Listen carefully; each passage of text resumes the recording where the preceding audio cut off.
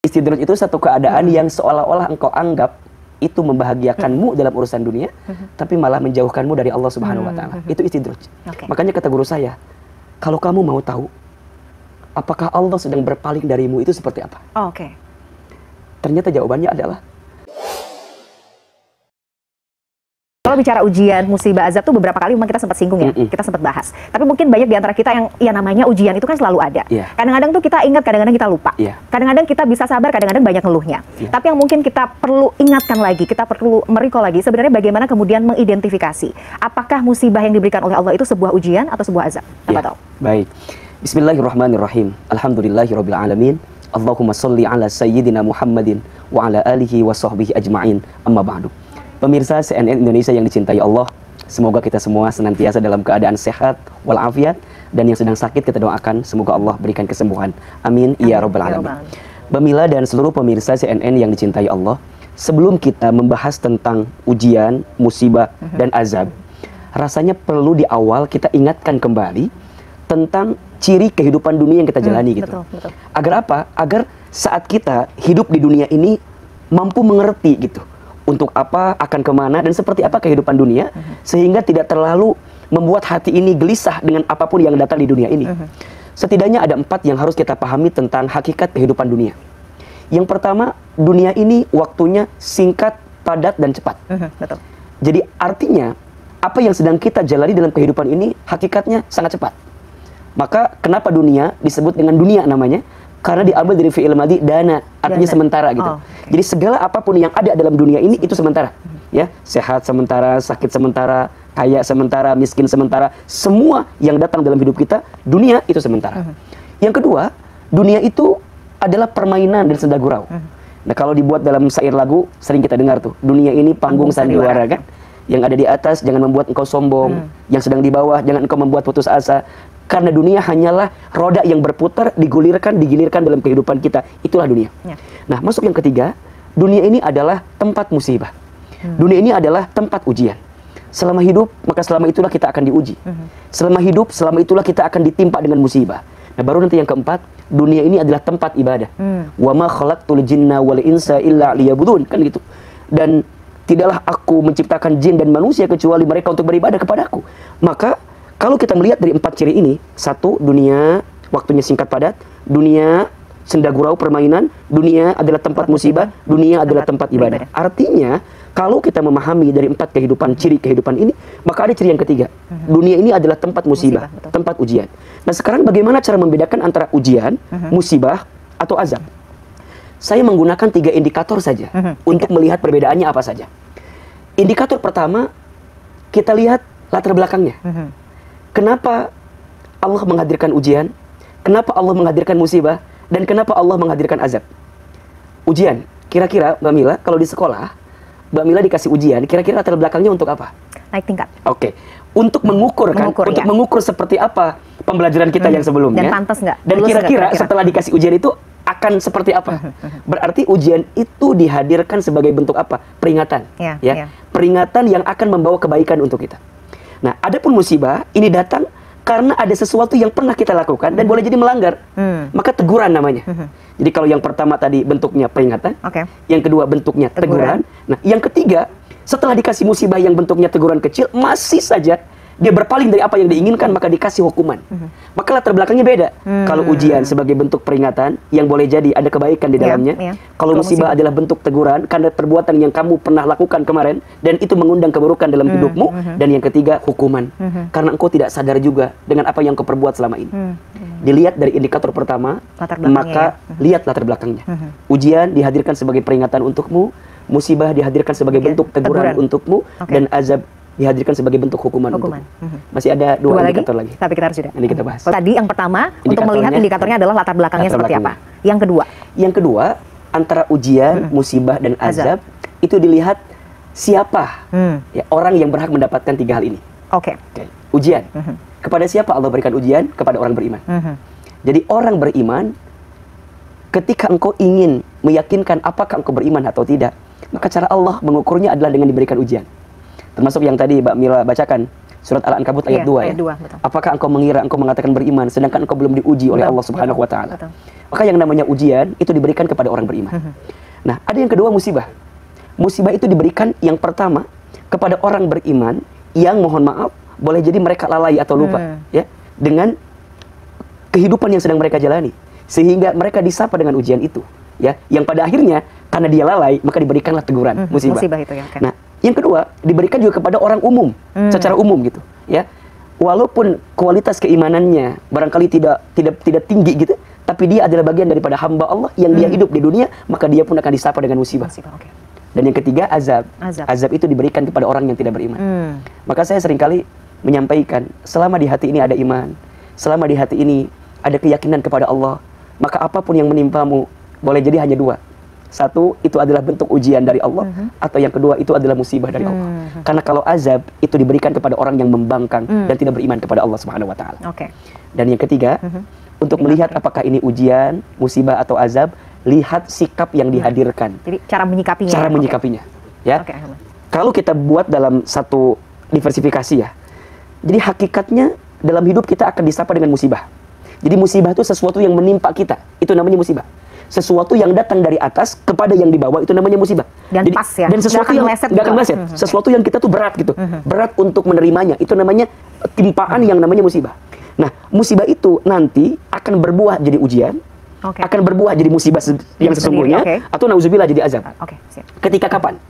Ketika musibah itu membuat kita makin dekat dengan Allah, maka berubah dari musibah jadi ujian. Dan ingat, ini sering kita sampaikan. Ketika Allah menguji kita dalam hidup, dan selama kita beriman, maka ada 5 janji Allah yang disiapkan untukmu orang beriman yang masih diberikan ujian. Tergantung sikap kita. Jadi kalau dikasih musibah, tambah dekat dengan Allah, tambah ingat ke Allah, tambah yakin ke Allah, maka jadi ujian. Dan dari ujian itu akan berbuah kabar gembira.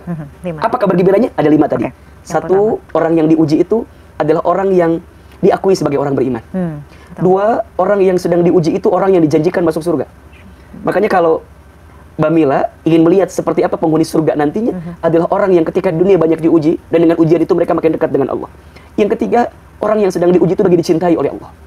Jadi tanda Allah mencintaimu, kata Nabi, salah satunya adalah Allah sapa dirimu dengan ujian. Man yuridillahu bihi khairan yusiba minhu. Barang siapa yang diinginkan kebaikan oleh Allah dalam hidupnya, maka Allah akan berikan musibah kepada dirinya. Dan musibahnya jadi berbuah ujian. Yang keempat, diampuni dosa-dosanya oleh Allah Subhanahu wa taala. Dan yang kelima, diangkat derajatnya oleh Allah Subhanahu wa taala. Jadi kalau kita ditimpa musibah, dan dengan musibah itu membuat kita bisa makin dekat dengan Allah, makin taat ke Allah, maka berubah jadi ujian, yang ujian itu mendatangkan kebaikan. Bedanya ujian di sekolah dengan ujian dalam hidup itu apa sih? Kalau di sekolah dikasih pelajarannya dulu baru ujian. Kalau dalam hidup dikasih ujiannya dulu baru dikasih pelajarannya. Hikmahnya nanti gitu ya. Nah, kira-kira kita sampai berhasil pada titik itu? Tapi mohon maaf, jika kita diberikan musibah dan dengan musibah itu tidak membuat kita makin dekat dengan Allah, maka itulah musibah yang sebenarnya. Tidak sabar, ya? Membenci keadaan, menghina takdir yang Allah berikan, malah semakin membangkang dari Allah, nauzubillah. Maka itu menjadi musibah yang sebenarnya. Nah, nanti akan berbuah jadi azab. Ketika kapan?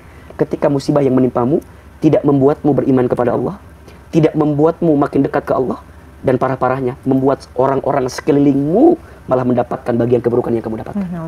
Makanya ya zaman dahulu ya, para nabi kita kan ada yang diuji dengan ujian, ada yang dikasih musibah, ada yang kaumnya itu dikasih azab. Betul. Seperti kaum Nabi Lut, naudzubillah min dzalik, karena ada perbuatan menyimpang sehingga mengundang azabnya Allah ketika itu. Maka sesuatu yang akan menimpa kepada kita itu tergantung bagaimana sikap yang kita hadirkan. Maka sekarang pemirsa CNN Indonesia yang dicintai Allah, seperti apapun, seberat apapun, sesulit apapun keadaan kita, selama keadaan itu menjadikan kita makin beriman kepada Allah, maka sambutlah itu sebagai bentuk ujian yang Allah berikan kepada kita. Karena kata Nabi begini, Mbak Mila, inna idzomal jazai ma'a idzomil balai. Sesungguhnya besarnya pahala itu tergantung besarnya ujian. Berarti makin berat ujiannya, makin besar pahalanya. Wa innallaha idza ahabba qauman ibtalahum. Dan sesungguhnya Allah, apabila Allah sedang mencintai suatu kaum, apabila Allah sedang mencintai seorang hamba, ibtalahum, maka Allah segerakan ujian kepada mereka. Jadi dari musibah itu berbuah jadi ujian, jadi bala gitu. Nah, ujian itu yang dilihat apa? Bukan ujiannya. Ayyukum ahsanu amala. Siapa yang paling baik sikapnya dengan ujian itu? Meresponnya apa? Analoginya begini. Kalau ada orang yang ikut ujian, hasilnya tidak lulus, Kira-kira yang salah soalnya atau jawabannya? Jawabannya sudah pasti. Pasti jawabannya. Nah sama, ketika kita diuji dengan berbagai ujian yang datang, dan kita tidak menemukan kebaikan daripada ujian itu, jangan salahkan ujiannya. Salahkan bagaimana sikap kita menghadapi ujian tersebut. Maka nanti sikapnya apa? Faman radiya falahu ridha, wa man sakhita falahu sukhtu. Barang siapa yang ridha dengan segala ketentuan yang Allah berinya, maka Allah akan ridha kepadanya. Dan barang siapa yang marah, yang murka. Artinya bukan hanya nggak nerima ya, tapi dia nggak sabar. Tapi dia nggak tambah dekat ke Allah, mungkin malah menyalahkan keadaan dan bahkan berpaling dari Allah. Nauzubillah. Boleh jadi disitulah ada kemurkaan dari Allah Subhanahu Wa Taala. Maka sekarang tinggal kita melihat apakah segala kesulitan yang sedang menimpa kita. Karena kan yang namanya hidup nggak bisa lepas dari masalah ya. Betul. Pasti ada. Selama kita masih hidup pasti ada masalah. Pertanyaannya adalah dengan rentetan masalah yang kita miliki hari ini, makin dekat ke Allah atau makin jauh dari Allah. Kalau makin dekat ke Allah, ujian. Kalau makin jauh dari Allah, itu musibah yang sebenarnya. Dan ketika engkau berpaling dari Allah, maka boleh jadi engkau mengundang datangnya azab dari Allah Subhanahu Wa Taala. Tinggal pilihannya ada di kita sekarang. Iya, pilihannya banyak itu tadi ya. Kalau kita mau menjadikannya sebagai ujian, ada bonus 5 poin yang tadi yang Allah sudah janjikan ya akhirnya. Tinggal kita pilih aja. Cuman memang betul ya, yang namanya menghadapi ujian atau menghadapi musibah itu kan mental kita juga harus siap. Betul. Bagaimana kemudian kita menyiapkan mental itu? Apa yang harus dilakukan Ahilman? Saya baca salah satunya misalnya Allah juga menyampaikan dalam Al-Quran kalau kita mendapatkan ujian atau musibah, salah satunya dengan baca tarji' ya. Innalillahi wa inna ilaihi raji'un. Yang lain-lain yang kita juga perlu siapkan ketika nanti kita, ya namanya kita belajar ya. Tapi gimana supaya nanti kita juga bisa lulus lah, jadi siswa yang terbaik lah insya Allah Ahilman menghadapi ujian ini. Kalau saya ingin lebih menyentuh terhadap bagaimana sikap hati ya dalam menerima ujian tersebut, dalam menerima musibah tersebut. Karena yang membuat kita sering terjebak pada sikap yang tidak baik itu karena hatinya. Iya, betul. Maka kalau disimpulkan, apa sikap hati yang terbaik ketika kita menghadapi kesulitan dalam hidup? Saya menyebutnya ada 3M, protokol keimanan. Oh, Masya Allah ya. Kan biasanya protokol kesehatan. Ini 3M, protokol keimanan yang bisa kita hadirkan. Ini perlu dicatat ya? Iya, untuk menghadapi kesulitan. Nah, M yang pertama adalah menerima. Ridho dulu deh. Terima dulu apapun yang Allah beri dalam kehidupan kita. Walaupun mungkin di awal-awal akan agak shock ya, pasti ya biasanya akan shock, akan kok ini kejadian ya sama saya. Nah, gimana caranya bisa nerima? Husnuzon kepada Allah. Allah tidak mungkin mengizinkan sesuatu terjadi dalam kehidupan kita, melainkan Allah sedang menyiapkan banyak kebaikan untuk kita. Itu yang selalu kita tanamkan dalam pikiran ini, kita pastikan dalam hati ini bahwa apapun yang terjadi ini semua dari Allah. Walaupun mohon maaf ya, dalam Al-Quran disebutkan wa ma asabaka min hasanatin faminallah wa ma asabaka min sayyi'atin famin nafsik. Dan apa-apa yang baik yang menimpamu itu mutlak dari Allah. Tapi apa-apa yang buruk yang menimpamu, hakikatnya itu diundang oleh perbuatan dirimu. Nah, tetapi yang harus kita pikirkan adalah kalaupun ini adalah teguran, kalaupun ini adalah peringatan dari Allah, berarti kan Allah punya maksud baik gitu loh dengan apapun yang didatangkan dalam diri kita. Maka yang pertama sikapnya menerima. Toh kalau kita nggak nerima juga udah terjadi. Udah kejadian. Mau ngapain lagi kan? Mau ngapain kan? Tidak sedikit di antara kita yang marah, yang mencerca keadaan, gitu, yang menghina ketentuan yang Allah beri gitu. Seakan-akan kalimatnya mohon izin ya. Seakan-akan kita tuh nggak ngerti bahwa Allah lebih ngerti tentang kita gitu loh. Iya kan? Maka dalam surat Al-Baqarah ayat 216 Allah sampaikan. Dan boleh jadi engkau membenci sesuatu padahal itu baik bagimu. Dan boleh jadi engkau mencintai sesuatu padahal itu buruk bagimu. Allah Maha tahu, sedangkan kamu tidak tahu. Maka sikap pertamanya adalah menerima, ridho, karena Allah lebih tahu apa yang terjadi dengan diri kita. Baru nanti yang kedua, menyadari. Ada 3 sadar yang perlu kita hadirkan. 3 sadar. 1, sadar dosa. Nah itu sih harus. Jadi kalau kita ditimpa dengan kesulitan dalam hidup dunia, sadar dosa. Karena wama asobakum mim musibatin fabima kasabat aydikum wa ya'fu an katsir. Dan apa-apa musibah yang menimpamu itu disebabkan oleh tangan perbuatanmu juga. Dan Allah sedang mengampuni dosa-dosamu. Jadi sadar dosa lah. Kalau kita udah sadar dosa, Allah nguji kita, oh berarti di saat itu sebentar lagi Allah sedang menghapuskan dosa-dosa kita. Yang kedua, sadar diri. Diri, maksudnya gimana? Kita ini lemah. Kita ini hamba Allah. Kita ini tidak punya kekuatan. Kecuali siapa yang memberikannya? Allah. Berarti kalau Allah ngasih musibah sama dirimu, Allah tuh pengen ngasih tahu, kamu tuh makhluk yang lemah. Berarti kamu tuh butuh Allah. Jangan sombong, kira-kira gitu. Ya misalnya mohon maaf ya, kemarin kita diuji dengan COVID-19. Itu kan mengajarkan tentang arti kehidupan. Ternyata dengan satu virus yang nggak kelihatan, yang tak nampak itu bisa merubah tatanan kehidupan kita. Ini mengingatkan kepada kita, jangan sombong. Artinya apa? Sadar diri. Nah yang ketiga, sadar apa? Sadar mati. Aduh, ini yang kan? harus ditanamkan dalam diri. Ini kita nggak hidup selamanya. Ini bukan akhir dari kehidupan kita. Ini hanyalah fase daripada kehidupan yang sedang kita jalani. Masya Allah. So baru 2M ya. Sudah 2 M. M yang pertama menerima. Oh iya betul. M yang kedua, yang 3 tadi sadar. Menyadari, sadar dosa. Oke, sadar diri dan sadar mati. Nah, yang pertama tadi adalah menerima dulu. Allah kasih ujian, kasih musibah, kita terima dulu. Okay. Setelah itu apa yang harus dilakukan lagi? Menyadari kan? Menyadari. Sadar kan? Karena kalau kita lihat misalnya satu kali Nabi Adam alaihissalam itu kan pernah dikasih satu keadaan yang menyulitkannya. Beliau harus dikeluarkan dari surga karena dalam tanda kutip melakukan sesuatu yang mengundang kemarahan dari Allah gitu. Nah, apa yang Nabi Adam lakukan? Nabi Adam tidak menyalahkan keadaan. Apalagi menyalahkan Hawa kan enggak ya? Enggak bilang Hawa gara-gara kamu jadi akhirnya aku diusirkan. Nabi Adam kan gentle ya, enggak menyalahkan keadaan. Dia kan tidak menyalahkan itu. Tapi apa yang Nabi Adam lakukan? Nabi Adam sadar dengan kesalahan. Rabbana dzalamna anfusana wa illam taghfir lana wa tarhamna lanakunanna minal khasirin. Nabi Yunus alaihissalam pernah terlockdown di perutnya ikan paus. Terlockdown, ya kan? Dalam kegelapan berlapis dan di dalam lautan gitu. Ya karena satu hal yang membuat beliau itu kan istilahnya marah gitu ya. Kenapa sih umat aku tuh diajak kok pada nggak mau gitu. Tapi kemudian Allah ngingetin gitu bahwa engkau tuh manusia gitu. Sampai kemudian Allah kasih peringatan kan dengan dimasukkan ke dalam ikan paus. Apakah Nabi Yunus marah? Tidak. Apakah Nabi Yunus memukul-mukul perut ikan paus untuk keluar di waktu itu? Ternyata enggak juga. Dan mohon maaf, kalaupun keluar di waktu itu apa yang terjadi? Tenggelam di lautan. Betul. Akan mati juga kan, akan wafat juga. Tapi Nabi Yunus paham gitu bahwa di saat itu Allah sedang menegurnya. Untuk dia sadar kan. Maka diabadikan dalam Al-Qur'an kan doanya beliau. Ya. La ilaha illa anta. Subhanaka inni kuntu minadz dzalimin. Jadi aku akui, aku zalim ya Allah, aku salah gitu. Nah, titik sadar itu yang paling penting untuk kita temukan dalam setiap rentetan ujian yang kita dapatkan. Baru nanti yang ketiga, mendekat kepada Allah. Nah, ini poinnya kan. Kalau kita udah mendekat kepada Allah, maka Allah akan hadir dalam setiap kesulitan yang kita hadapi dengan segala kebaikannya.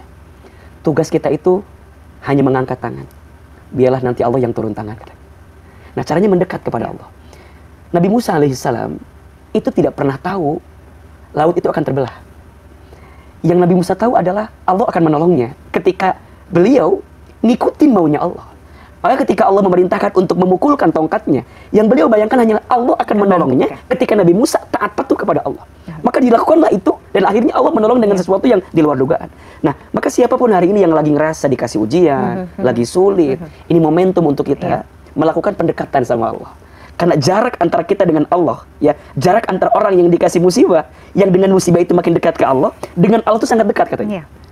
Makanya wajar ya, di antara doa yang dikabulkan itu doa orang yang tersakiti, doa orang yang terzalimi, doa orang yang sedang safar, doa orang yang sedang berpuasa. Ini kan ya doa pemimpin yang adil. Ini kan keadaan-keadaan yang menghimpit sebenarnya, tapi dengan himpitan itu dia mampu menjadikan kesempatan untuk bisa mendapatkan kebaikan.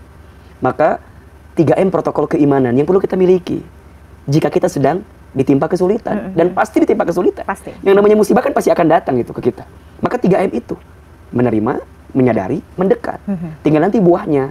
Karena ada orang yang mohon maaf ya, jangan memahami musibah itu dengan yang enak, yang gak enak aja. Karena sesuatu yang menyenangkan hati itu yang menyenangkan hati pun juga boleh jadi itu adalah musibah untuk kita.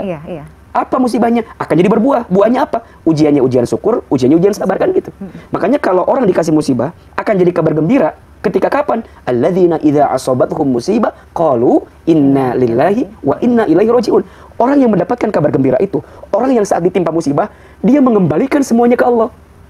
Maka nanti berarti kalau tidak kan? Kalau tidak jadi musibah yang sebenarnya. Tapi kalau membuat dia makin dekat ke Allah jadi ujian. Nah, ujian itulah yang nanti akan berbuah wabasyiris sabirin. Kalau dia sabar, kembalikan ke Allah, ulaika alaihim sholawatu mir rabbihim wa rahmah wa ulaika humul muhtadun. Lihat, Allah akan berikan keselamatan kepadanya. Allah akan tunjukkan kebaikan kepadanya. Allah akan hadirkan banyak sesuatu yang tidak pernah dia bayangkan. Makanya Mbak Mila, apapun itu ya, coba aja. Di rumah tangga, di keluarga, di pekerjaan kita. Biasanya, kalau kita ingin menemukan sesuatu yang lebih baik, itu biasanya diawali dengan serpihan-serpihan kesulitan. Yang serpihan kesulitan itu akan membentukmu jadi sesuatu yang tambah baik. Itu. Ahilman, jadi kadang-kadang tuh saya merasa tuh begini, yang namanya kita hidup ya, kan pasti akan ada itu tadi ya, seperti yang kemudian ada tadi disampaikan dalam pengantar, selesai satu masalah akan muncul lagi. Jadi tuh kadang-kadang tuh merasa gini, oke ini satu masalah selesai, tapi kan pasti akan ada rentetan masalah yang akan kita hadapi. Saya merasa bahwa ya udahlah ya, kan kita nggak akan bisa lepas dari masalah itu. Berdoanya bukan ya Allah hilangkan masalah itu tidak, tapi ketika nanti misalnya saya mungkin dapat ujian atau dapat musibah, semoga Allah kuatkan. Ya kita boleh ya minta kekuatan dari Allah boleh banget. Supaya tenang, supaya ya karena mau ke siapa lagi gitu. Makanya Allah tuh ngasih kita masalah biar kita sadar kamu tuh manusia biasa. Kamu butuh sandaran terbaik. Siapa? Ya Allah gitu. Itu Masya Allah deh. Jadi intinya bahwa yang penting adalah ketika musibah tadi mendekatkan kita ke Allah, jadi ujian. Jadi ujian ya. Kalau kemudian jauh, menjauhkan, jadi musibah yang sebenarnya. Aduh, Masya Allah. Kalau berpaling, nauzubillah, mengundang azab Allah. Satu terakhir lagi, Ahilman, istidraj. Boleh berikan penjelasan yang singkat, Ahilman? Iya, istidraj itu satu keadaan yang seolah-olah engkau anggap itu membahagiakanmu dalam urusan dunia, tapi malah menjauhkanmu dari Allah Subhanahu Wa Taala. Itu istidraj. Makanya kata guru saya, kalau kamu mau tahu apakah Allah sedang berpaling darimu, itu seperti apa? Ternyata jawabannya adalah ketika engkau disibukkan dengan urusan duniamu, tapi tidak membuatmu makin dekat sama Allah. Jadi Allah kasih kamu harta, Allah kasih kamu jabatan, kamu makin terkenal, makin populer gitu. Ya pokoknya enak lah dunianya. Tapi tanpa disadari kok kamu makin jauh dari Allah. Justru disitulah Allah sedang berpaling darimu. Dan disitulah istidraj.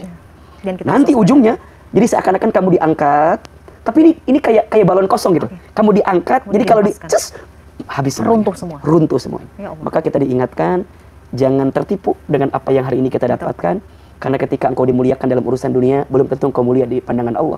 Dan ketika engkau dihinakan dalam urusan dunia, belum tentu engkau pun hina di hadapan Allah. Kuncinya adalah apapun keadaannya, yang bisa mendekatkanmu dengan Allah, itulah kebaikan dan kemuliaan dalam hidup. Kalau dikasih harta tambah dekat ke Allah, mulia. Kalau lagi susah tapi tambah dekat ke Allah, boleh jadi itu lebih mulia daripada diberikan banyak hal, tapi malah jauh dari Allah SWT.